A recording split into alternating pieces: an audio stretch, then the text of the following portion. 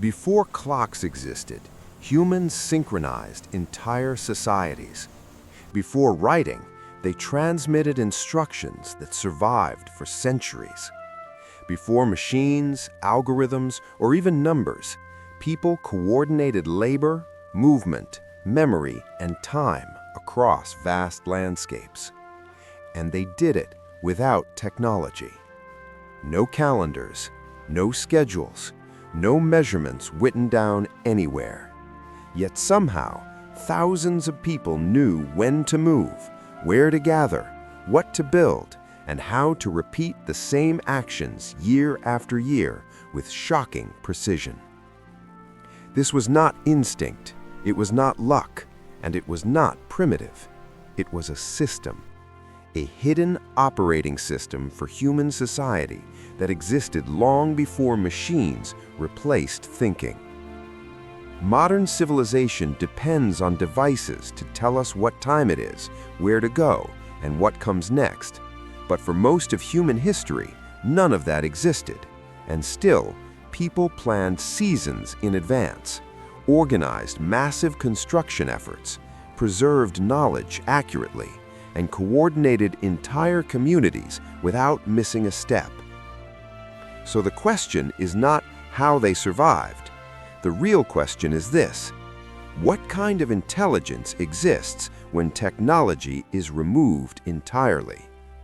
Because once you understand how early humans built systems without machines, you start to see modern technology very differently, and you realize something uncomfortable. Machines didn't invent complex systems, they replaced them. Long before mechanical clocks divided time into hours and minutes, humans learned to read the world itself. Time was not measured, it was observed.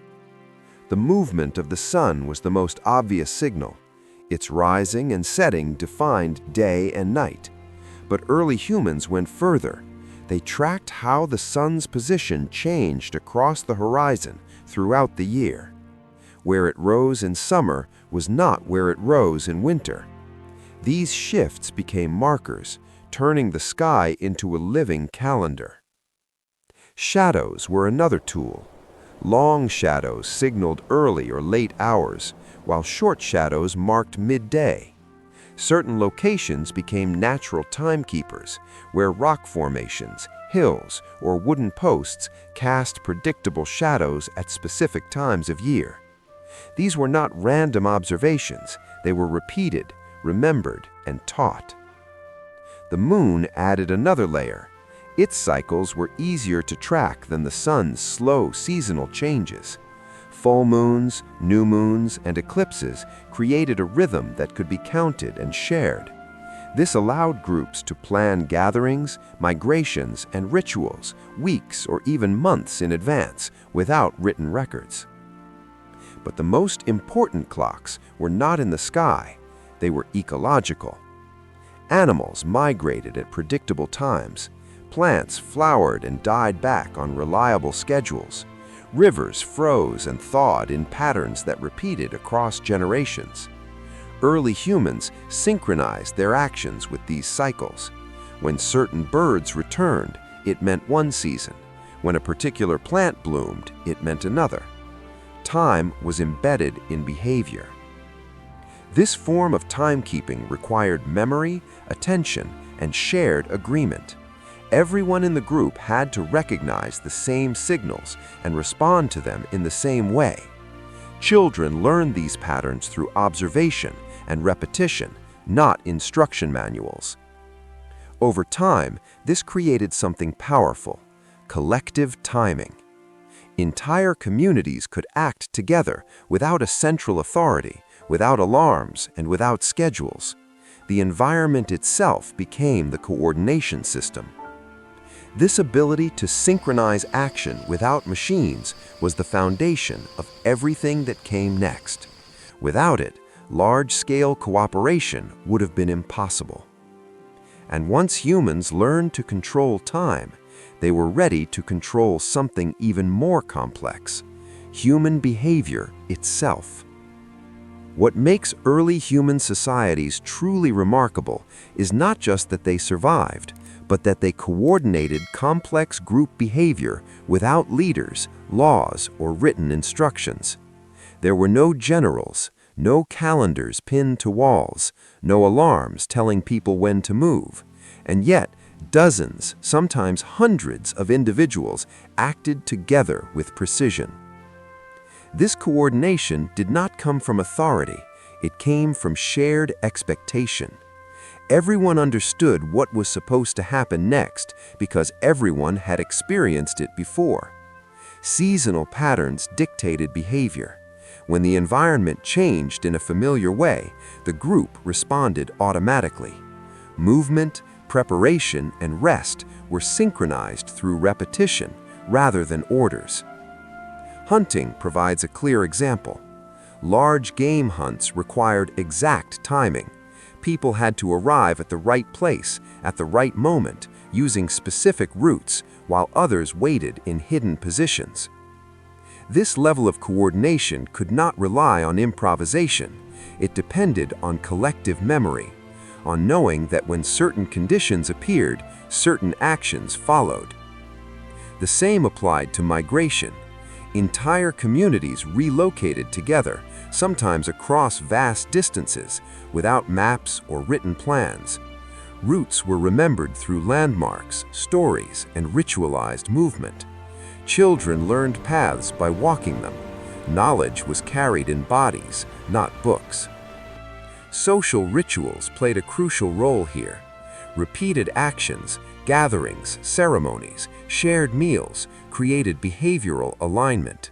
They reinforced timing, roles, and expectations. Everyone knew where they belonged during specific moments because those moments had been rehearsed across generations. Even conflict resolution followed predictable patterns. Disputes were managed through customs that limited disruption to the group's rhythm. Stability mattered more than dominance. A group that lost synchronization risked starvation or exposure.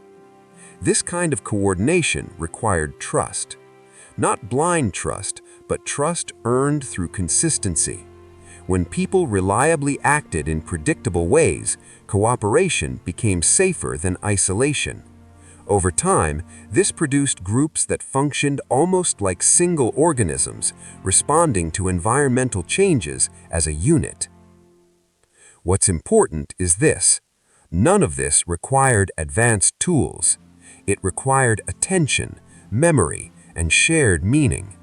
These systems allowed humans to scale up socially long before technology allowed them to scale physically.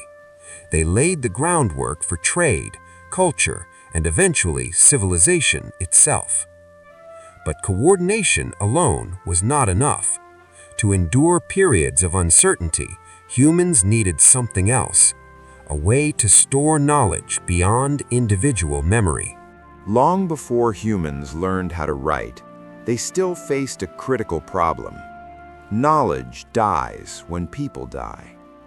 If survival depended on knowing when to migrate, where to hunt, how to build, or which mistakes to avoid, that knowledge had to outlive any single individual.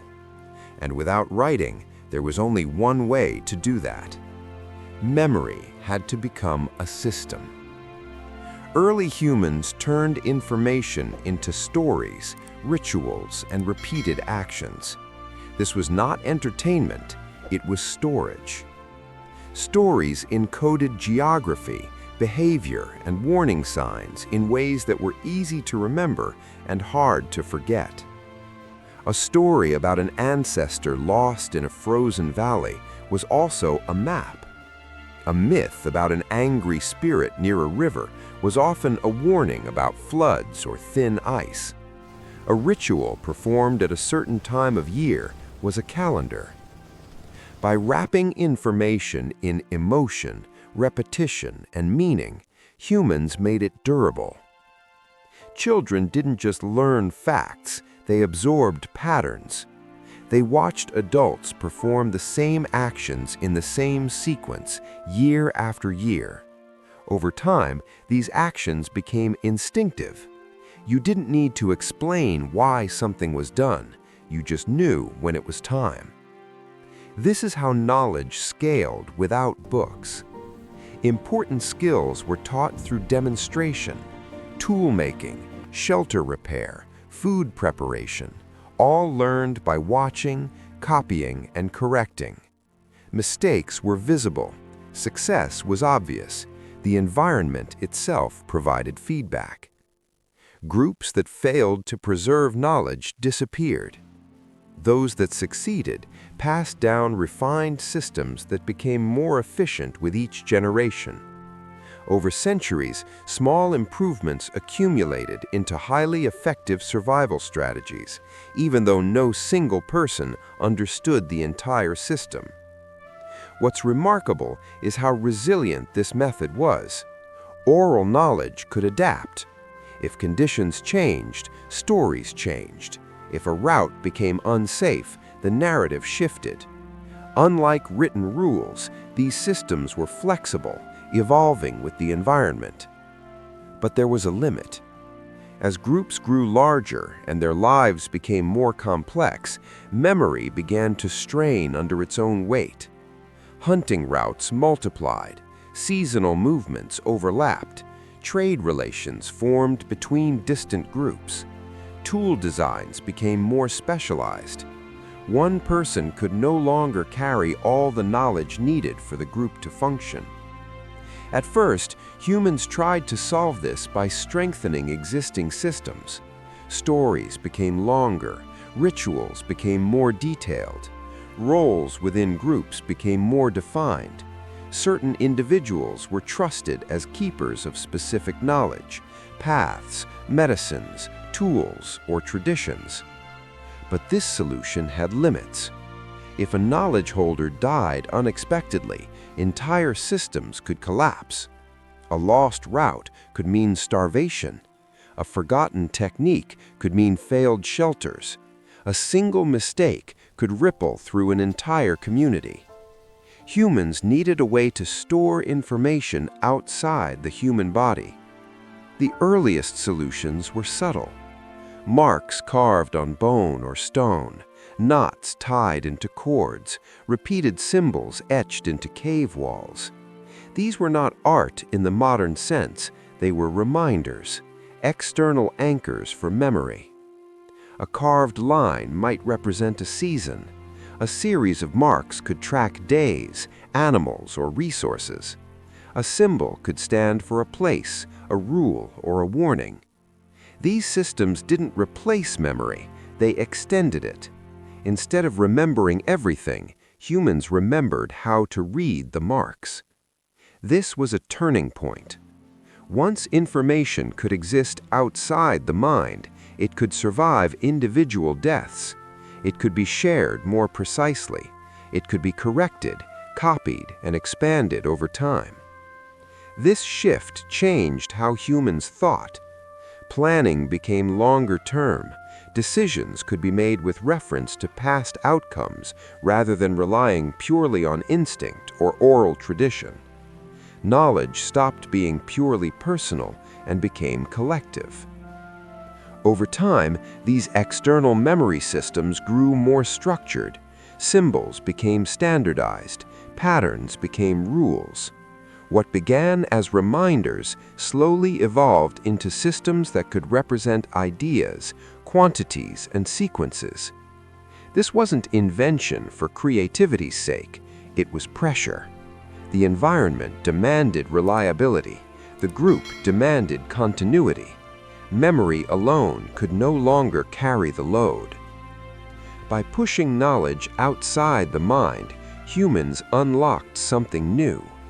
Information could now accumulate faster than biology alone allowed. And once that door opened, it never closed. Because the next step was not just storing knowledge, it was accelerating it. Once humans learned to store information outside their own minds, something fundamental changed. Knowledge was no longer limited by lifespan. A hunting strategy could outlive the hunter. A tool design could survive its maker. A lesson learned through failure no longer needed to be learned from scratch. This created momentum. Each generation no longer started at zero, they started where the previous one left off. Small improvements began to stack. A better spear tip led to more reliable hunting. More reliable hunting supported larger groups. Larger groups required better organization. Better organization produced new systems of cooperation. This feedback loop caused knowledge to grow faster than biology alone ever could. The most important shift was not technological, but social. Information became shared infrastructure. Groups that could store, retrieve, and transmit knowledge more accurately gained a massive advantage. They coordinated better, they adapted faster, they survived longer. Over time, roles within human communities changed. Some individuals focused on physical tasks, others specialized in tools. Some became planners, teachers, or organizers. This division of labor was only possible because knowledge no longer had to live inside every individual.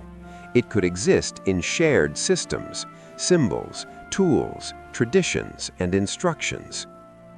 As knowledge accelerated, so did complexity. Shelters became more advanced, food systems became more predictable, trade networks expanded beyond immediate neighbors. With complexity came new challenges. Conflicts increased, resources had to be managed, decisions affected more people. To handle this, humans developed rules. Rules were not laws at first, they were agreements remembered, repeated, and reinforced through shared knowledge systems. Who could hunt where, when food could be taken, how disputes were resolved. Once rules could be remembered consistently, authority emerged, not because someone was stronger, but because someone understood the system. Those who could interpret, manage, or preserve shared knowledge gained influence. Power slowly shifted from pure physical strength towards information control. This pattern repeated again and again. The group that coordinated better won. The group that planned longer survived longer. The group that remembered more accurately adapted faster. By this point, humans were no longer just reacting to their environment, they were shaping it. Forests were managed, animals were guided or trapped, landscapes were modified to suit human needs. But this acceleration came with a cost. As systems grew more complex, humans became more dependent on them. Knowledge networks had to be maintained, traditions had to be preserved, systems had to be taught correctly. A breakdown in knowledge could now be as dangerous as a lack of food. Human survival was no longer just biological, it was informational. And that dependency would eventually lead to the next transformation.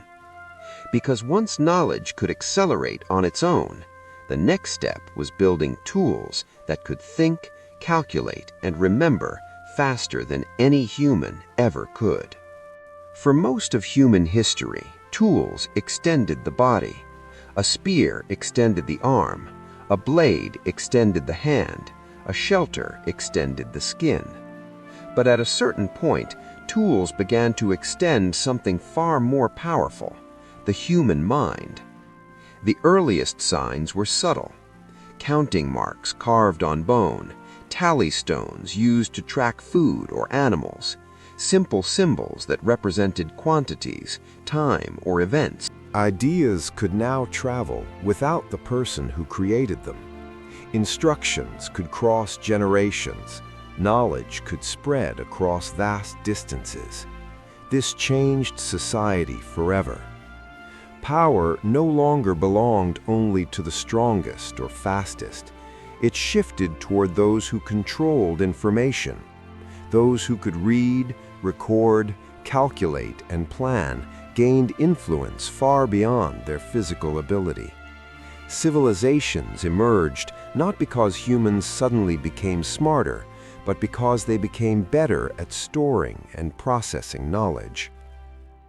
As systems grew larger, thinking tools grew more complex.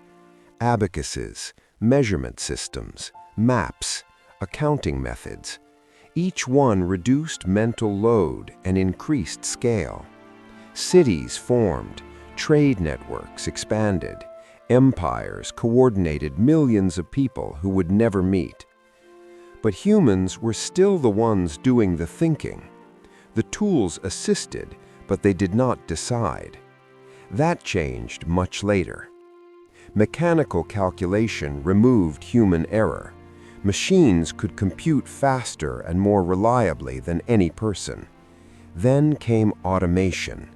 Tasks once requiring judgment were reduced to rules. Rules were encoded. Decisions followed logic rather than instinct. With the arrival of modern computing, tools crossed a threshold. They stopped being passive. They began processing information independently, calculating, predicting, optimizing. For the first time in history, humans were no longer the fastest thinkers in the system they had created. And once that line was crossed, there was no way back. Everything before this moment was preparation. Before machines, knowledge moved at human speed. Before machines, mistakes were corrected slowly. Before machines, systems could collapse if memory failed. After machines, information began to move faster than biology. Decisions could be made in milliseconds. Patterns could be detected across millions of data points. Systems could operate continuously without rest. This did not make humans irrelevant.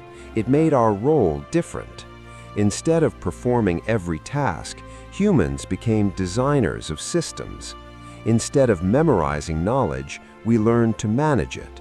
Instead of reacting to the world, we began shaping it through abstract control. But this shift came with a trade-off. The more we relied on machines to think, the less we practiced certain forms of thinking ourselves. Skills that were once essential faded into the background. Navigation replaced by GPS. Memory replaced by databases. Calculation replaced by automation. Just as early humans once depended on shelters to survive winter, modern humans depend on invisible systems to function daily. The difference is scale. When an Ice Age shelter failed, a family was at risk. When a modern system fails, entire societies feel the impact. This makes one truth impossible to ignore. The future is not about choosing between humans and machines. It is about understanding the relationship between them. Before machines, humans learned to survive nature. After machines, humans must learn to survive complexity. The same principles still apply. Knowledge must be shared accurately. Systems must be maintained. Mistakes must be understood, not ignored. Early humans survived because they respected limits. They understood cold. They understood hunger. They understood risk. Today, the limits are different, but they still exist. Information overload, system dependence, loss of understanding. The question is not whether machines will shape the future. They already are. The real question is whether humans will understand the systems they rely on or simply live inside them without knowing how they work. Because long before machines existed, humans survived by mastering their tools. And whatever comes next will depend on whether we still remember how to do the same.